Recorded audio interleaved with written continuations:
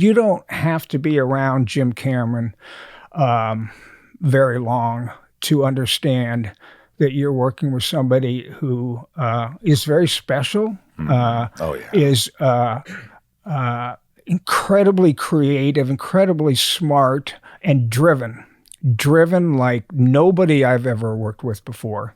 And nobody puts in as many hours. Nobody cares as much. He sets the bar high, Michael. You know, I think that I did 3 movies with him. Aliens, The Abyss, Terminator 2. No. Terminator 1. Terminator 1. Yeah. And Aliens and The Abyss. Right. And had a little part in T2 that got cut and put back in We'll the get to that because didn't you get paid for that? Let's get back. Stay on camera.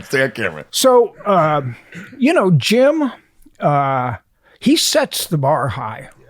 So if you want to come play with Jim Cameron, you better be prepared to do your best. And I think that's all he ever asks from anybody is their best. Yeah. I've never heard Jim lose it. Scream. I know one story. Oh, well, okay, but is it firsthand? Oh yeah, and he was right though. Well, he's always right. There was a moment. Have I told that story? Tom Arnold told me this story about True Lies. He says he's in the car and Schwarzenegger's really late. And they get into the car and Cameron comes up to him and just says, "You're fucking my day, man. You're fucking my day. You come up here late. God damn it. I don't want to see you fuck." And he goes off on him for about 5 seconds, 10 seconds.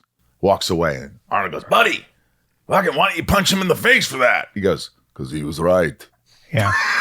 You know?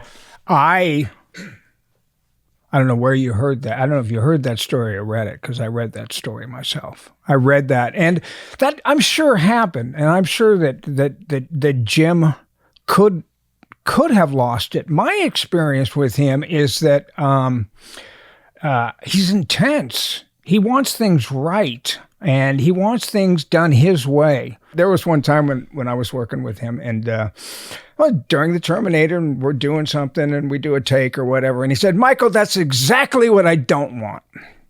And the hair on my back of my neck went up a little bit, and by this time I'd spent months with him, and I said, "Well, okay, Jim, here's the deal. Everybody on the set knows that you can do their job better than they can do it, but you can't play Kyle Reese. So give me a fucking line reading and let's move on." And he did, and I did, and that's all there is to it. Do you remember the line?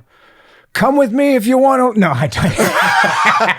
No, I don't remember the particular line. You know what's funny? You say that is I love it when I'm trying to get something. Goes, no, put the emphasis. I go, "No, just give me the line reading. I don't care. No ego here. What is it? I don't want any of you to come here." Great. Just like that. And that's it. I don't want to go through of what I think you want or trying to just tell me what you want. Sometimes that's easier. Well, in that case, it was one in which Jim is blunt. I would call him blunt. Yeah. He doesn't coddle actors. Does he say, "Hey, Michael, great job on that take"? Oh, yeah. Oh, he will. Oh yeah. Okay. Oh, yeah. Because I think that's important. And most times, as an actor, for me, you know it. Or you look over to Jim. "You good?" "I'm good." He looks at you with a smile. Yeah. No,